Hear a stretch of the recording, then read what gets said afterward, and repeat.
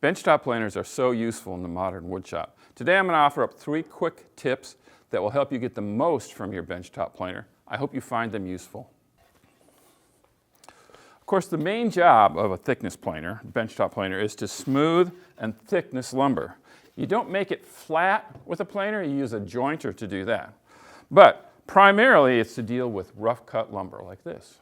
First off, check the edge of your lumber to see which way the grain is flowing.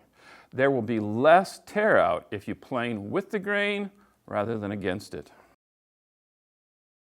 Next, as you approach the desired thickness for your stock, start making very shallow cuts in an effort to avoid snipe.